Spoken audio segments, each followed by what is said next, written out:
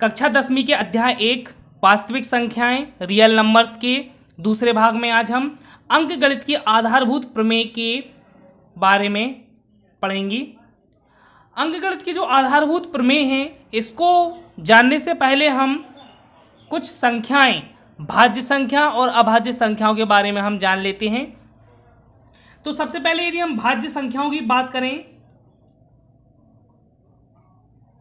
भाज्य संख्याएं कि वे संख्याएं जिनमें एक और स्वयं के अलावा किसी और संख्या का भाग जाता है तो वे संख्याएं भाज्य संख्याएं कहलाती हैं।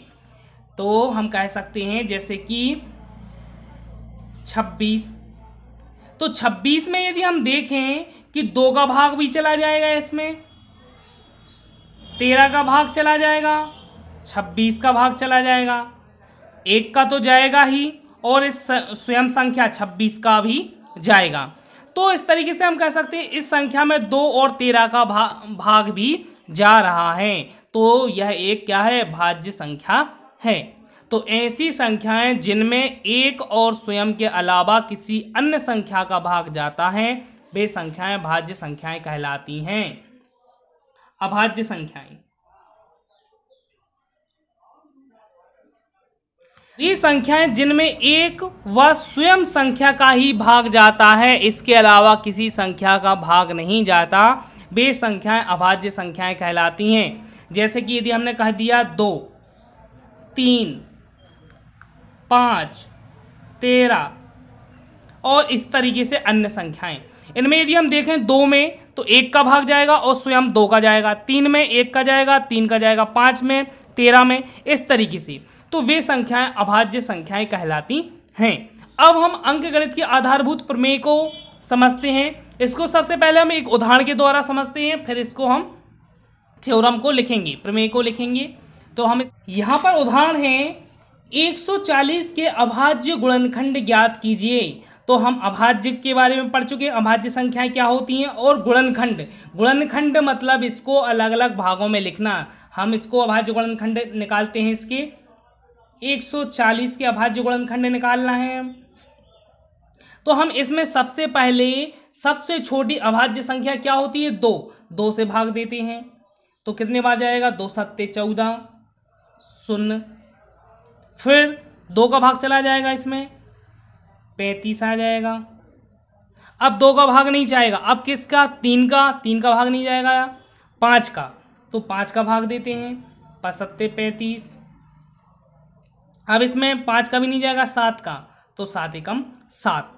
तो यहाँ यदि हम 140 को देखें तो क्या लिख सकते हैं, 2 गुणित 2 गुणित 5 गुणित 7। मतलब हमने 140 के जो अभाज्य गुणनखंड थे क्या निकाले हैं, 2 गुणित 2 गुणित 5 गुणित 7। इसको हम ऐसा भी लिख सकते हैं क्या, 2 कितने बार आया, 2 बार आया है, तो 2 के ऊपर 2 की घात गुणित 5 के ऊपर 1 की घात गुणित 7 के ऊपर 1 की घात लिख सकते हैं। तो हमने 140 को इसके अभाज्य गुणनखंडों के गुणनफल के रूप में इसको हम व्यक्त कर सकते हैं। इसी के अंतर्गत हमें अंकगणित की आधारभूत प्रमेय को बताया गया है, हम उसको जानते हैं। अब अंकगणित की आधारभूत प्रमेय में कहा जाता है कि प्रत्येक भाज्य संख्या को अभाज्य संख्याओं के एक गुणनफल के रूप में व्यक्त किया जा सकता है तथा यह गुणनखंडन अभाज्य गुणनखंडों के आने वाले क्रम के बिना अद्वितीय होता है। हमने इसके पहले जो उदाहरण देखा था, जो हमारी संख्या थी 140, उसको हमने अभाज्य गुणनखंडों के गुणनफल के रूप में व्यक्त किया था। क्या लिखा था, 2 गुणित 2 गुणित 5 गुणित 7, या हमने इसको कैसे लिखा था कि 2 के ऊपर 2 की घात गुणित 5 के ऊपर 1 की घात गुणित 7 के ऊपर 1 की घात। तो इन्होंने वही कहा कि प्रत्येक भाज्य संख्या को, तो यहाँ पर भाज्य संख्या क्या थी हमारी 140 को अभाज्य संख्याओं के एक गुणनफल के रूप में, अब ये 2 गुणित 2 गुणित 5 गुणित 7 क्या है, अभाज्य संख्याएं, हम पहले भी बता चुके हैं भाज्य और अभाज्य संख्याएं। तो ये अभाज्य संख्या हैं और इनके गुणनफल के रूप में हमने किसको लिखा है, 140 को व्यक्त किया है तथा यह गुणनखंडन अभाज्य गुणनखंडों के आने वाले क्रम के बिना अद्वितीय होता है। तो इनका यदि हम क्रम चेंज कर दें तो इसके क्रम से कोई प्रभाव नहीं पड़ता, लेकिन इनके जो गुणनखंड हैं 2 गुणित 2 गुणित 5 गुणित 7 यह अद्वितीय हैं। इनके अलावा इस 140 के अभाज्य गुणनखंड नहीं हो सकते, इसलिए इनके जो अभाज्य गुणनखंड हैं वह तो अद्वितीय हैं, लेकिन इसका क्रम जो है बदल सकता है। इसके क्रम में कोई नहीं है। इसके क्रम को हम ऐसा भी लिख सकते हैं कि 7 के ऊपर 1 की घात गुणित 5 के ऊपर 1 की घात गुणित 2 के ऊपर 2 की घात। तो इसके हम क्रम को बदल सकते हैं, लेकिन इसके हम गुणनखंडों को, अभाज्य गुणनखंडों को नहीं बदल सकते। तो यह होती है हमारी अंकगणित की आधारभूत प्रमेयिका।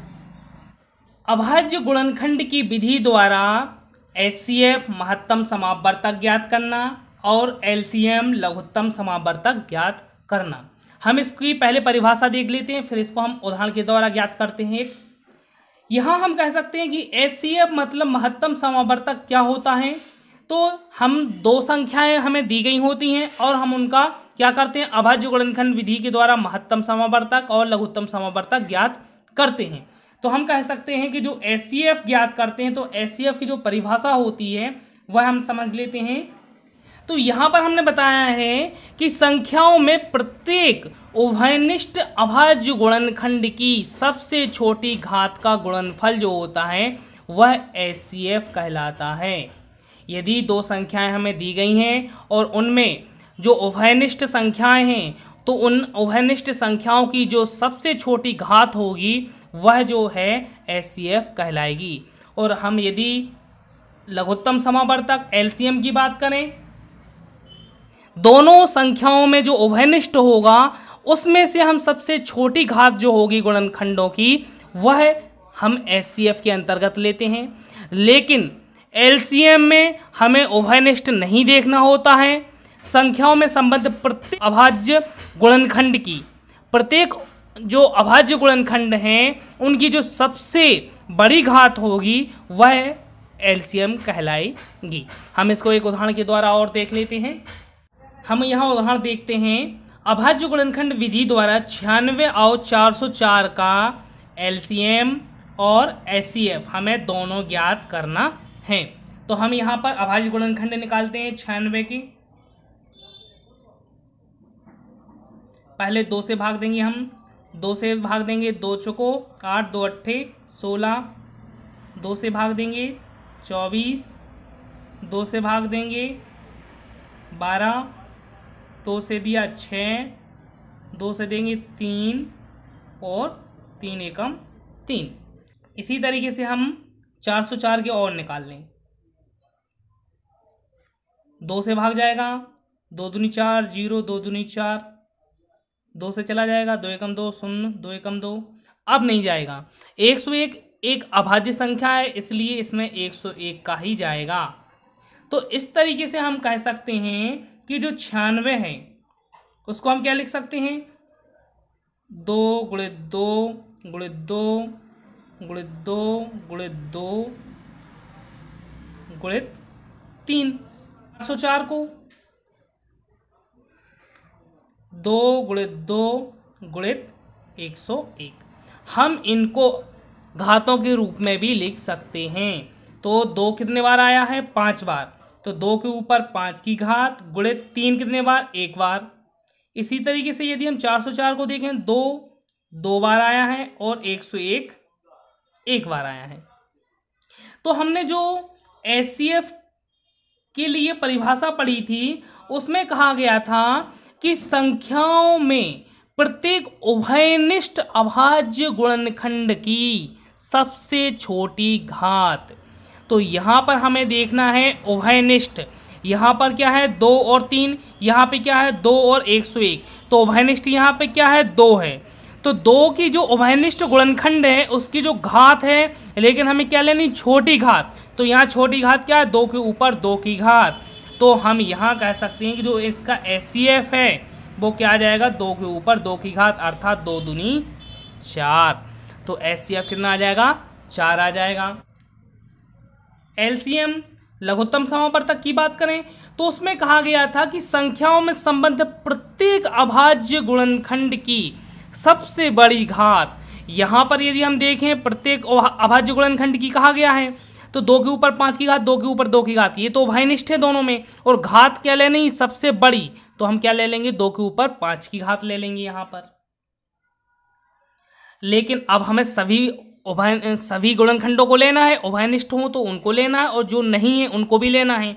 तो यहाँ 3 के ऊपर 1 की घात है तो 3 के ऊपर 1 की घात आ जाएगी, और यहाँ पर 101 के ऊपर 1 की घात है तो ये आ जाएगी। तो इस तरीके से जो HCF है 2 के ऊपर 2 की घात अर्थात 4 आ जाएगा, और LCM 2 के ऊपर 5 की घात गुणित 3 के ऊपर 1 की घात गुणित 101 के ऊपर 1 की घात, इनका हम गुणा करके आपस में और LCM निकाल सकते हैं। तो इस तरीके से हम अभाज्य गुणनखंड विधि के द्वारा दो दी गई संख्याओं का HCF और LCM ज्ञात करते हैं।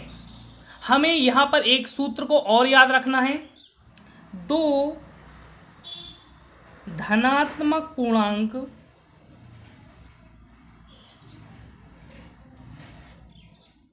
A और